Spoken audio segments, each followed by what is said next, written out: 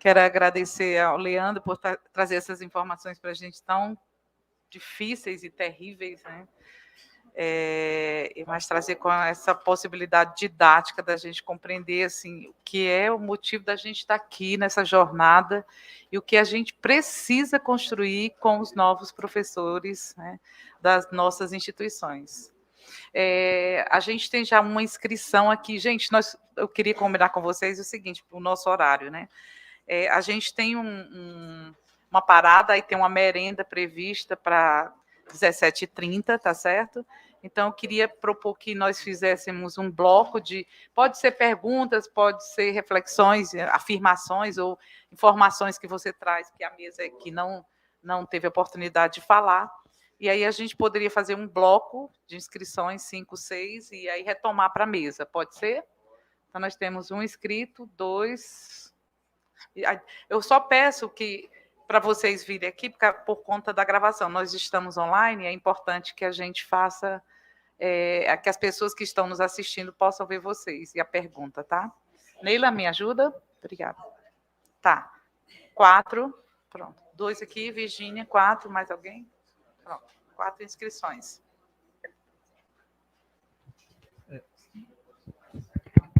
Boa tarde.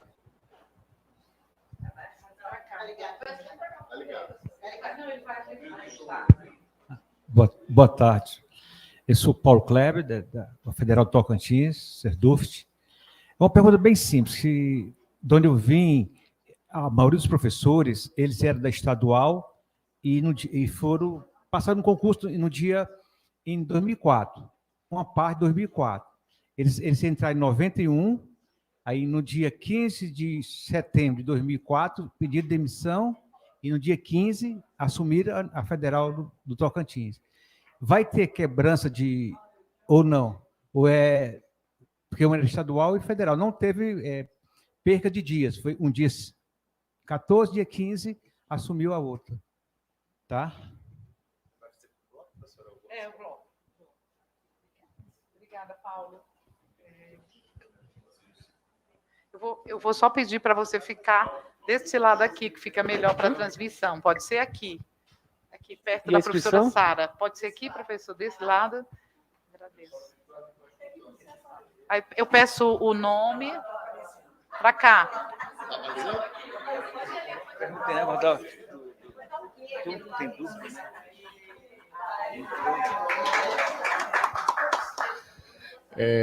Boa tarde a todos. Meu nome é Ricardo Medronho. Eu sou da UFRJ, da DUFRJ. E eu sou um dos jurássicos. Há poucos aqui. Eu, quando entrei na universidade, quando eu fui contratado pela UFRJ, eu entrei no regime CLT. A ditadura decidiu o que agora foi implementado, que naquela época todos os novos docentes seriam contratados pelo regime CLT, né? Então, havia os privilegiados, que eram os professores mais experientes, né, mais velhos, que eram estatutários, assim que nós os denominávamos. Eram os professores estatutários, e nós, na época, os jovens, éramos seletistas. Eu não consigo me lembrar se o nosso desconto era equivalente ao dos estatutários. O desconto, né, era 12%, se não me engano, naquela época. Eu não me lembro se era isso ou se era o teto do INSS. Tá? Mas eu sei que houve uma briga e na nossa famosa primeira greve lá de 1980 ou 79, agora eu não lembro. 80. Nessa greve, todos os seletistas foram incorporados ao regime estatutário, né?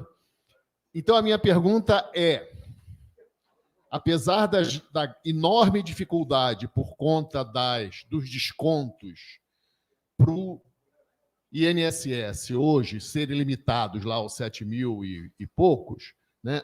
Será que haveria alguma possibilidade, né, se nós tivermos uma sequência de governos simpáticos ao aos docentes? Será que haveria alguma possibilidade de o que aconteceu em 1980 tornar a acontecer?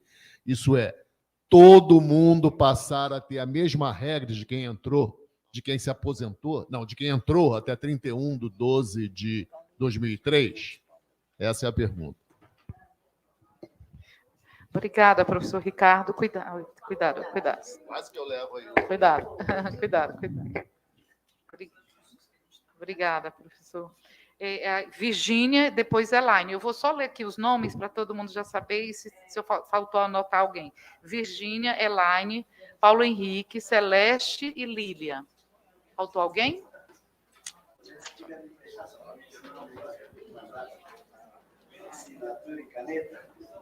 Boa tarde. Tudo bom, Farinha?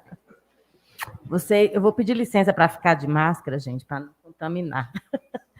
Eu penso que é só uma virose que nós estamos aí nesses tempos de chuva, e isso me deixou um pouco ruim na vinda. Primeiro, né, dizer assim que a gente, ao mesmo tempo que a gente fica feliz de ter a oportunidade de ter vocês, ao mesmo tempo a gente cria uma série de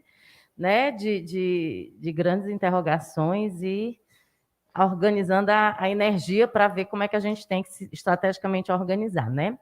E aí uma das questões é exatamente essa. Eu acho que cada momento em que a gente deixa passar mais tempo, mais difícil a gente tem, né? Mais difícil fica a correlação de forças para a gente brigar pelas revogações, né? E, assim, sendo muito pé no chão, no sentido de dizer revogar tudo é quase impossível diante de uma conjuntura que a gente vive, né? A luta para revogar o ensino médio, né, a reforma do ensino médio é uma questão. A luta para revogar, né, a contra-reforma da Previdência é outra dimensão. Então, assim, queria um pouco que vocês trouxessem, né, um pouco essa análise, e aí o Leandro ele já deu muito claramente, né? Eu também acho a crueldade pior é a das pensões, né, onde você tem claramente, inclusive dentro de um processo de pandemia que foi muito cruel, né? A gente morrer e deixar a situação construída dentro dessa precarização e desse caminho da morte das nossas famílias, né? E o outro aspecto que eu queria perguntar são questões mais pontuais, mas, por exemplo, né, no debate sobre a pensão por morte, uma pessoa para se aposentar por incapacidade, por invalidez, ela leva um tempo grande, né, de avaliação pericial e tudo mais. E a pessoa que está com auxílio-doença, isso foi reconhecido nesse contexto de que ela também entra nessas regras mais difíceis, ou ela pode ser, se conseguir, né, atravessar esse caminho e se ter o direito, né, reconhecendo se é uma incapacidade ou não quando está com auxílio-doença. A outra questão que eu também queria pensar, né, assim, como é que vocês veem os critérios, né, os critérios de elegibilidade mesmo para esses espaços, para essas instituições de previdência complementar, né, que me parece que é muito solto ainda essa relação. Se há, né, se a gente, digamos assim, a gente quer tudo, mas não consegue tudo, o que é que a gente consegue dentro do processo no sentido de elegibilidade, né, de alguns critérios? Por exemplo, o Leandro traz, né, entidades abertas é algo completamente complicado, né, a gente deixar que isso aconteça. Nós temos muitos... Eu tive meu pai, por exemplo, que levou um calote enorme, né, de um fundo que ele e ficou por isso mesmo, é como a Sara disse, fica por isso, a dívida fica contigo. E, para fechar, essas diferenciações que vão criando entre nós, né? O Ricardo disse assim, eu sou jurássico, né? Vim de lá. E como isso a gente já vive na dimensão da vida mesmo, do trabalho, né? Quando a gente vai, por exemplo, fazer uma greve na saúde, a gente não consegue articular e mobilizar todo mundo pelas diferenças que nós temos. Então, a relação do trabalho, a precarização do trabalho, que eu acho que a gente vai falar isso agora na próxima mesa, é muito significativa nessa relação do que é que a gente consegue contrapor e resistir dentro da Previdência. Então, são essas questões fundamentais aí. E queria dizer, por que a gente não se encanta mais por essa luta, né, previdenciária? Obrigada, Virgínia. Elaine e depois o Paulo Henrique.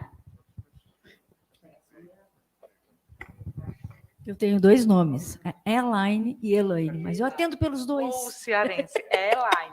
Atendo pelos 2. Subo. Bom, assim, eu não tenho algumas questões assim pontuais, né? Mas é mais fazer uma fala assim de constatação do que está acontecendo, né? Eu ainda ouço colegas falando, tu vai tratar lá de assuntos de aposentadorias, então tu vai, né? Porque tu é aposentada. Eu sempre falo assim, gente, se existe uma coisa que eu não preciso mais falar é de aposentadoria, já estou aposentada faz 10 anos quase, né? Isso é assunto para ativos. Você tem que mudar o nome do GT, porque é assunto para ativos, não é mais para aposentados. Nós, aposentados, agora nessa proposta dos 9%, nós fomos massacrados. A gente sabe que foi massacrado, né? Então, eu fico pensando assim, esses assuntos todos que tem a revogação do novo ensino médio, a luta, né, pela aposentadoria, e a gente fica pensando o que é prioridade, né, nessas questões todas. Não existe, né, prioridade. A gente tem que praticamente mudar para cá, armar uma barraquinha lá na frente, né, da Câmara dos Deputados e ficar por lá o tempo inteiro tentando mudar alguma coisa, correndo atrás de uma coisa que a gente já está perdida, mas que eu tenho ainda esperança que toda a nossa luta que a gente sempre faz, eu tenho esperança que a gente vai conseguir alguma coisa mudar. Eu tenho sempre, pode ser Poliana sênior, mas eu tenho uma esperança sempre de que alguma coisa pode melhorar e que a gente só consegue isso na luta, né? O decreto, Sara, que estava falando, o decreto 10.620, né? É claro que o governo sempre ele pensa num total, num bojo das coisas, né? E eu vejo ele muito relacionado com essas questões todas que tu falaste, assim. Porque o que significa a gente passar a pedir aposentadoria no INSS? O que significa isso? Não é só ir lá e pedir aposentadoria. Tem um significado maior, né? Mais amplo nisso, né? E que a gente está sempre discutindo no nosso GT, o 10.620, e que agora a gente está batalhando para anular totalmente esse decreto. Porque, pelas informações que eu já soube, algumas coisas nesse decreto o governo se dispõe a mudar, mas algumas não. Né? Então, o que será que algumas sim e algumas não? Né? Então, a gente precisa estar constantemente nessa luta. No momento, agora, não vejo outra alternativa, não ser muita luta para a gente conseguir reverter. E tenho a expectativa de que a gente consiga alguma coisa, pelo menos, algum retorno, alguma coisa, nessa luta agora recente que a gente vai fazer. Obrigada, Elaine. E chamo o Paulo Henrique e depois Celeste. Boa tarde a todos. Bom, eu vivo uma tragédia dupla, né? Porque eu sou professor de uma universidade pública, mas que é municipal. Uma das únicas que, né, vem construindo esse setor no Andes. E nós temos um regime próprio de previdência, né? E a grande questão que se coloca é o seguinte, lá em Tocantins nós estamos numa batalha que até agora a gente conseguiu, né, ser vencedor, né? Mas a gente sabe que não vai ser por muito tempo, que é o seguinte, o regime próprio nosso, né, tem uma série de vantagens que o regime geral, com essa reforma, né, que é uma tragédia anunciada, está colocada. Mas a grande questão que se coloca é o seguinte, agora, né, a administração municipal porque quer fazer a adaptação ao regime geral, né? E sempre com o discurso que isso é obrigatório. A prefeita de Palmas, por exemplo, né, ela falou, não vou fazer, vou manter o regime, né, previdenciário próprio do jeito que está. E não fez. Né? Então, permanece 60 anos, permanece 55 para as mulheres. Então, assim, uma série de... Porque ela tem interesses políticos, né? Agora, a nossa prefeita, que é professora da universidade nossa, né, quer fazer a reforma. Já tentou fazer, não conseguiu, retirou, né? Mas todo esse saco de maldade que está aí, que o Leandro, né, que a Sara analisou, está colocado na reforma. Né? E eu, assim, em estado de desespero, porque eu não sou jurássico, sou pré-jurássico, né? Tenho 57, falta 3 para aposentar. Só que nesses 3, né, se passar o que está na pauta, roda tudo. Né? Aí eu vou para 65, aí a coisa complica. Né? Mas o que eu queria saber é exatamente isso. Quer dizer, ou não é obrigatório, né, a adaptação ao regime geral, no caso dos regimes, né, próprios. Obrigado. Celeste? Depois da Celeste, a Lília, e a gente tem uma pergunta de João Paulo, que está online. Ok. Então, primeiro eu quero cumprimentar a mesa, né? Zuleide na condução, a Sara, a Graniman, o Leandro, que sempre trazem elementos importantes aí para o nosso debate. E aí eu me inscrevi, não foi nem para fazer pergunta, mas para um pouco falar do nosso sentimento mesmo, né? Que é dizer assim que o conjunto de elementos apresentados aqui com tanta profundidade, né? Pelos nossos dois debatedores aqui, palestrantes, enfim, né? E que estão amparados num conjunto de evidências científicas, né? De grande relevância, trazidos aí pela Sara, com as pesquisas todas que envolvem não só a previdência aqui, mas no mundo, né?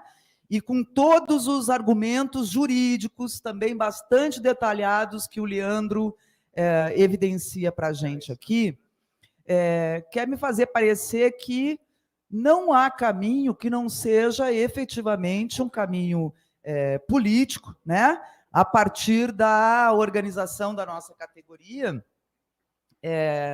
que é o que temos tentado, né, ao longo do período aí. Então, para mim, a minha fala vem só nesse sentido, assim, de reforçar, né, que a nossa tarefa tem que ser a tarefa de ontem, de hoje e sempre, né, de fazer chegar ao conjunto da categoria todos esses elementos, né, porque a partir do conhecimento é que as pessoas serão capazes, né, de se posicionar e efetivamente fazer a luta política que a gente precisa fazer, né? É preciso que a gente estava até olhando lá, tem materiais que eu particularmente não sou desse tempo da fundação do Andes, né? Mas desde que entrei para a universidade cá estou, e tem muita coisa produzida lá atrás que reporta o que nós estamos trabalhando aqui hoje, né?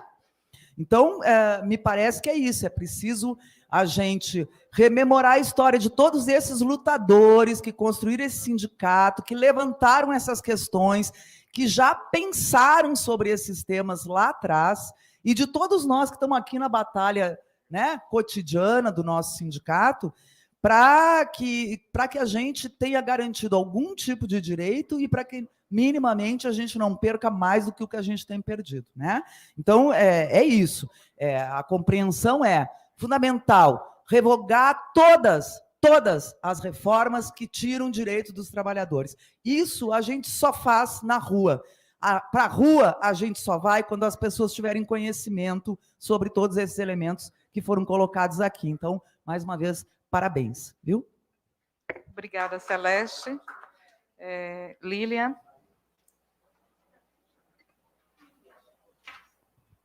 Boa tarde a todos, né? Eu sou representante aqui do Sindicafet MG. Eu gostei muito da palestra, né? Estou muito assustada, até com medo do abraço do Leandro, que ele prometeu aí, né? Mas mas eu quero colocar algumas falas de colegas, né? Que eu venho, né? Por exemplo, alguns colegas pensam assim: mas eu vou aderir ao Funpresp, mas eu vou pegar água limpa. Eu sou o primeiro grupo a aposentar.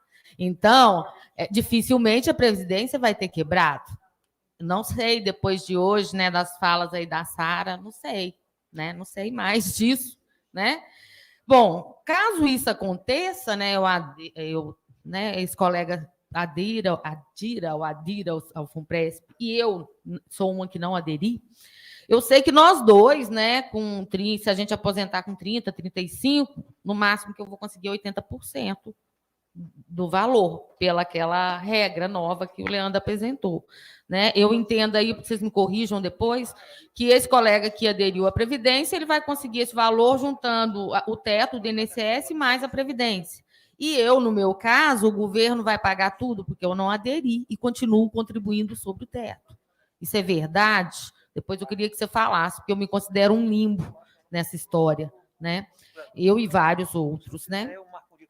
Bom, existe, eu não sei se eu perdi alguma coisa na fala, ou se isso não é possível, até pensando na ideia da Sara de comprar aquela casinha, sabe, Sara? Eu gostei muito dessa ideia. Dentro dessa linha, eu poderia, por exemplo, aderir ao teto do FUNPRESP, aderir ao teto do INSS sem ter que aderir ao FUNPRESP, ou seja, eu vou comprar minha casinha, eu não quero fazer aposentadoria, vou comprar uma casinha, não sei, né? Um carrinho de cachorro-quente, alguma coisa do tipo. Isso existe? Porque isso foi já um pensamento de alguns colegas e até meu mesmo, sabe, Sara, dessa casinha.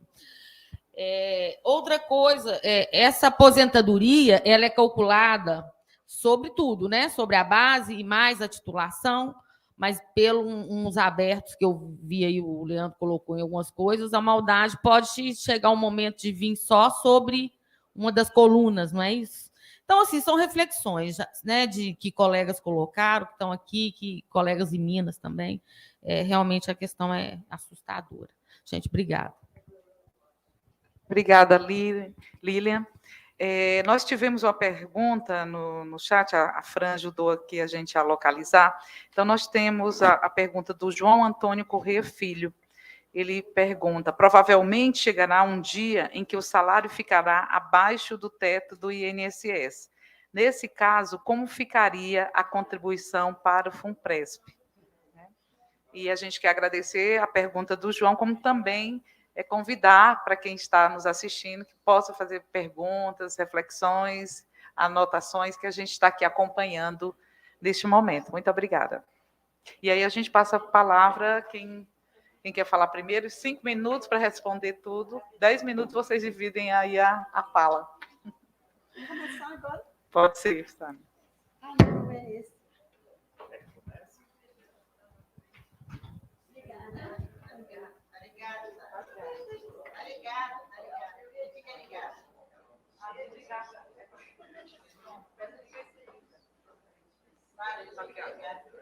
Sim, esse, mas aquele eu queria desligar. Falo? Você fala? Vai lá, então. E aí você resolve mais e eu fico só com uma parte. Beleza, combinado. Vou tentar ser o máximo objetivo possível, e se eu não conseguir responder a contento, vocês venham conversar comigo depois, tá?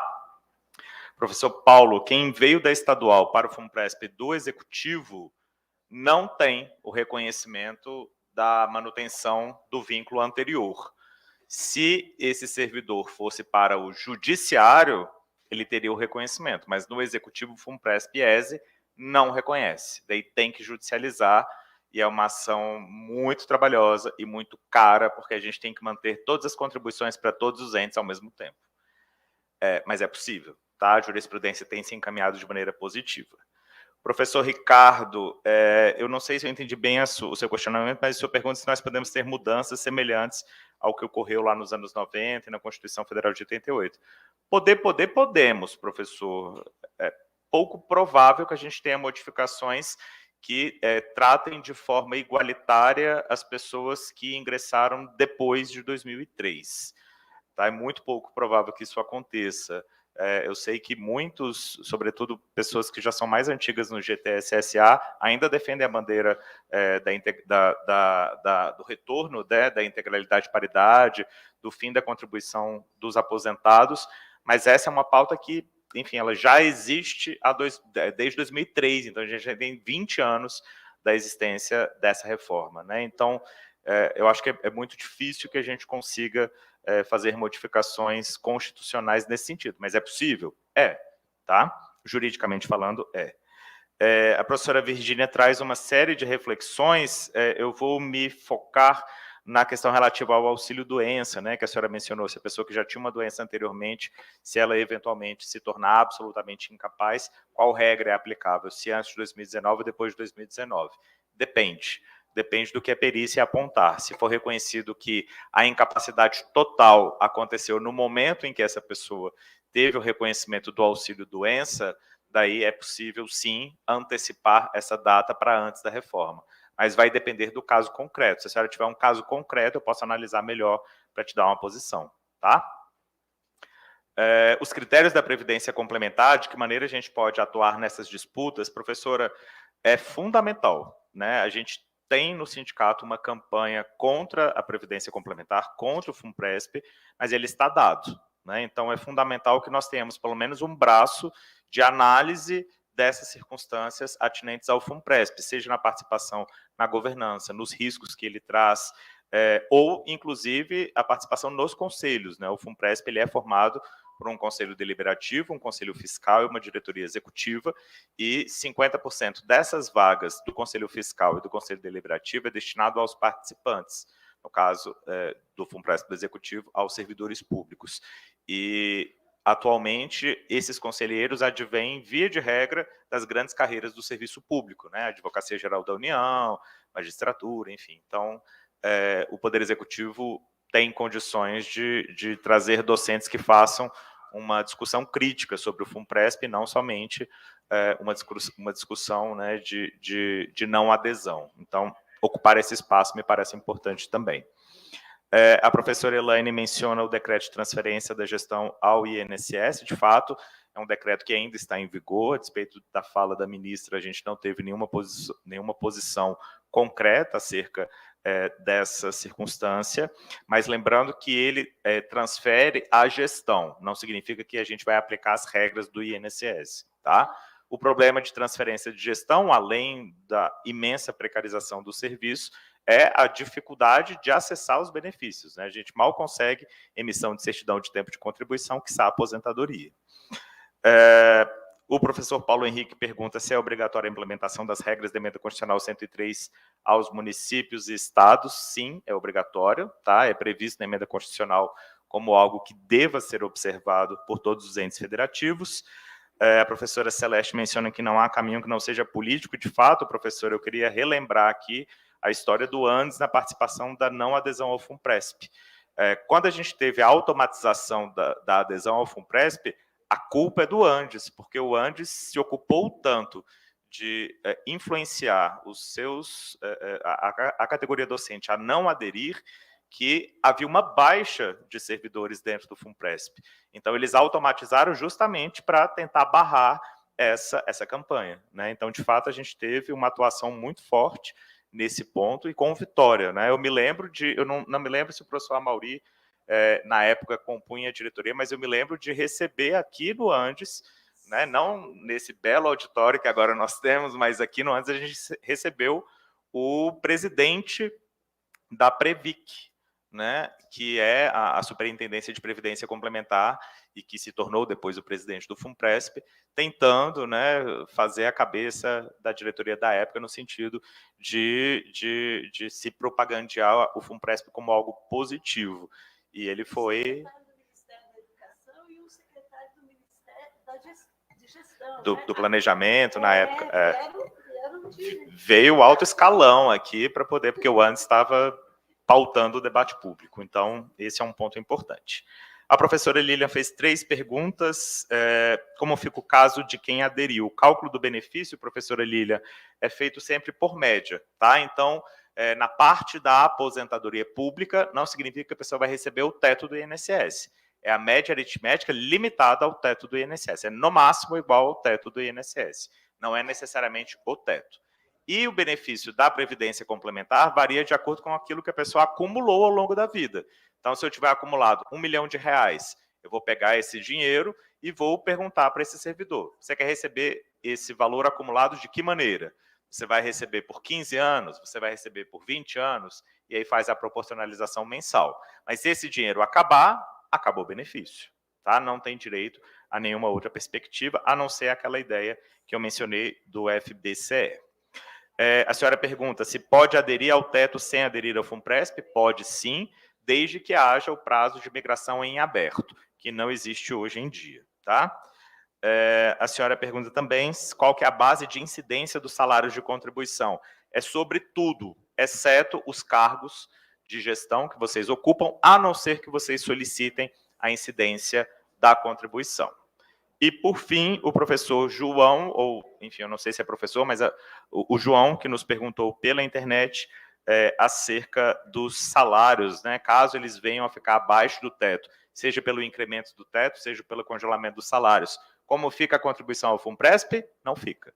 Tá? A contribuição ao FUNPRESP é exclusivamente sobre aquilo que ultrapassar o teto do INSS. Então, é mais um risco que eu vou colocar no meu slide, que eu não tinha pensado nisso.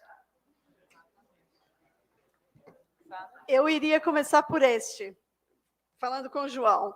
Se você ler o site do FUNPRESP, você vai ver que as pessoas que estão abaixo do teto do INSS não são bem-vindas, pela razão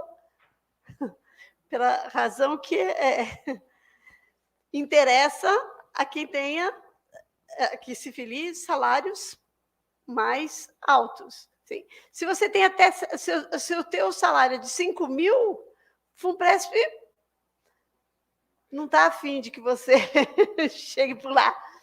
Isso, eu estou falando aqui com ironia, porque é o mínimo que a gente tem de destilar com relação a uma proposta dessa, ironia. Leiam os textos lá. Agora, tomem cuidado, porque algumas pessoas entram para ler e acabam se... naquelas... clique aqui... eu estou falando isso porque uma pessoa me escreveu dizendo: professora, eu estava lendo os documentos e acabei me filiando. O que eu faço? Eu falei: antes de 90 dias, saia de lá, né? Eu estava só lendo. Mas tem mais do que só dar um clique. Mas a pessoa me falou isso meio desesperada. Então, é quase explícito. As pessoas que ganham abaixo dos 7.500, 7.503, se não me engano, 7.507, FUNPRESP não foi feita para vocês. É quase isso. Tá? E tá, assim, você pode rebuscar um pouquinho a educação, mas não há como não dizer isso. Tem que ser 7 mil para cima. E, assim, as contas que o Leandro fez, você pega mais sobre os 2 mil, né? 400 daqui, 400 de lá, e depois, para você, o final Líria, para você, o final, receber R$100 a mais? Então, o que você não tem se você não se filiar sobre esses 2 mil sobrantes? Você não tem a parte da contribuição patronal. Mas você talvez tenha menos risco no sistema de habitação que seja amparado pelo Estado. Não vai ter a contribuição patronal, mas não vai ser submetida a isso, né? Porque se trata de um bem material, talvez. Eu não estou fazendo consultoria habitacional, tá, gente? Mas, assim, é uma coisa tão brutal que você fica pensando: o que é que eu posso fazer, né?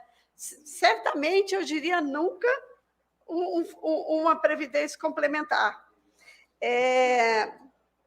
Então, o João... Obrigada, Celeste. Eu lembro que em 2003 eu fiz 242 debates no Andes e fora do Andes, nos sindicatos, porque peguei a lei, estudei, estava escrevendo a minha tese de doutorado exatamente sobre isso, deixei a tese no armário e fui fazer militância. E é isso, nós conseguimos... O Andes teve uma... Não fui só eu, obviamente, né? Obviamente que não fui só eu, mas eu estava estudando naquele momento e era uma massa incrível de gente lutando por todos os espaços desse sindicato e dos outros sindicatos, e no Andes a gente conseguiu, com muito debate e com muita continuidade, que a menor filiação a esse instrumento do mercado de capitais fosse dos docentes das universidades, filiados ao Andes. E isso foi uma vitória mesmo. Isso foi uma vitória importante e acho que tem que ser reproduzida.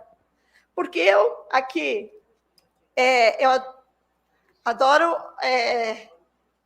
o Leandro, eu tenho tanto respeito por ele é isso tudo que vocês viram hoje e ainda mais, né? Uma pessoa incrível. E eu tenho algumas pequenas divergências. Qual que é?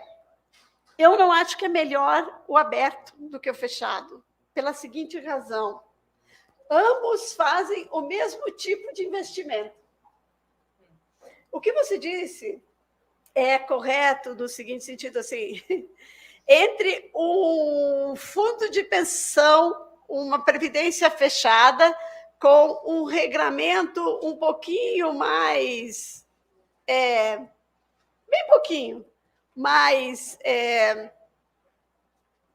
com possibilidade de recursos e tal, mas se o banco é o que investe por você num PGBL, num VGBL, numa previdência privada, e se os investimentos derem com os burros na água, tanto num quanto no outro, você não terá nada. E os exemplos são numerosos, que é um mais próximo, Varig, mais próximo de 20 anos, né? Mas o Portos do Rio de Janeiro, o dos Correios, agora, nos últimos anos, qual foi a solução diante da quebra? A solução que o Estado e o patronal propôs aos trabalhadores para eles não perderem tudo. Vamos aumentar e parcelar as contribuições de vocês por mais uma enorme quantidade de anos, para depois vocês chegarem aonde? Ao mesmo lugar de quebra que vocês já saíram de... Então, a receita é indecente. Então, ambos fazem investimentos dos mesmos tipos. Basicamente, no mundo, os fundos de pensão e as previdências fechadas dos bancos, das caixas de investimentos, são duas: títulos públicos e ações de empresas capitalistas. Então, título privado e título público. Qual que é o mais seguro para os investidores? Os títulos públicos. Qual que é o mais danoso para nós, serviço público? Que eles investam nos títulos públicos, porque é menos fundo público para fazer as políticas sociais, uma das quais nós fazemos, que é a educação, e recebemos por ela. Por isso, nós ficamos 7 anos sem aumento, é isso. A massa de dinheiro do Estado brasileiro está sendo transferido para pagar os títulos públicos, a dívida. Uma parte grande dos fundos de pensão, brasileiros e estrangeiros. Eu tive muita honra de participar, e algum medo também, devo confessar publicamente, via não sei o quê. Na minha época dizia via Embratel, agora via Google, né? Mas da CPI da Previdência do Estado do Rio de Janeiro, assessorando o deputado Flávio Serafini. A possibilidade, quando isso se torna financiarização, inclusive, e dentro da Previdência Pública, financiarizá-la também, entrar nesse mercado de capitais, inclusive, ter criado uma empresa de royalties de petróleo dentro do Instituto de Previdência Pública para poder transferir dinheiro para o habilitadíssimo Estado nos Estados Unidos, Delaware, que sei que vocês sabem, é um paraíso fiscal dentro da maior economia capitalista do mundo. Foram 54 bilhões de reais por baixo retirados do fundo da Previdência Pública dos trabalhadores do Rio de Janeiro, que poderiam, com esse dinheiro, ter mais ou menos único no Brasil uma lei do Instituto de Previdência Pública do Rio de Janeiro que diz o seguinte: se tiver superávit por, sei lá, 5 anos, 10 anos, acho que são 5 anos, se tiver superávit por... O tempo é curto e eu não lembro direito qual que é a quantidade de anos aqui. Baixa a contribuição dos trabalhadores. Então, a contribuição dos trabalhadores do Estado do Rio de Janeiro, que foi para 14, 16, conforme as faixas de contribuição, poderia ter voltado para todo mundo para 9. Porque dinheiro tem. Então, essas histórias de déficit têm de ser muito bem avaliadas, porque, claro, teve déficit, e aí tem todo o escândalo do Cabral, do Delaware, de Bolsa de Valores de Nova York, Nasdaq. Um sujeito que foi depor, eu não posso entrevistá-lo, porque ele não vai contar para uma pesquisadora que ele tem 400 CNPJ. A CPI chamou e ele teve que dizer. Como ele ficou com medo de sair de lá preso, ele disse, eu vou fechar meu escritório hoje. Qual que era o trabalho desse senhor? Desviar pela via desses numerosos CNPJs o dinheiro da contribuição dos trabalhadores para a Previdência no Rio de Janeiro. Então, eu não tenho nenhuma ilusão com isso, depois já não tinha. Mas depois dessa CPI, com a Previdência Pública, que está, como eu disse para o deputado, que está fazendo do mesmo modo os investimentos que os fundos de pensão e a Previdência Complementar aberta e fechada, nós temos de abrir os olhos, porque transferir para a INSS a gestão é o primeiro passo.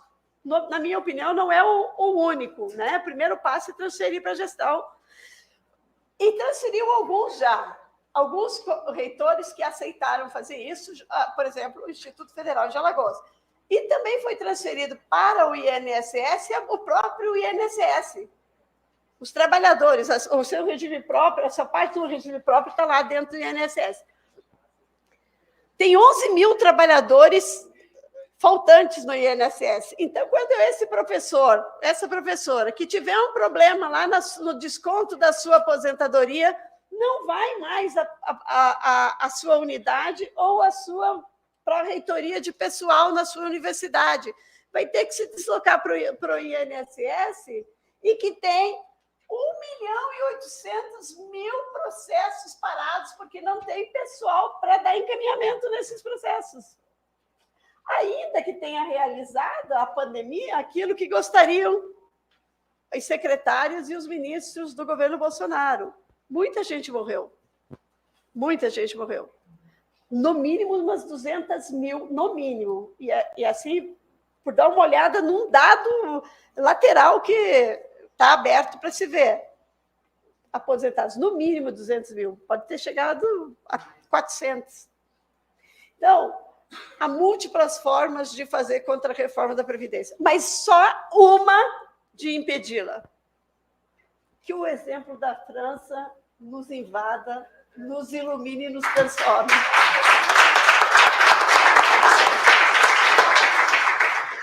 Gente, muito obrigada aos dois professores, né? Professores, que Leandro também está nessa de professor agora, por isso essa fala tão didática para a gente, né?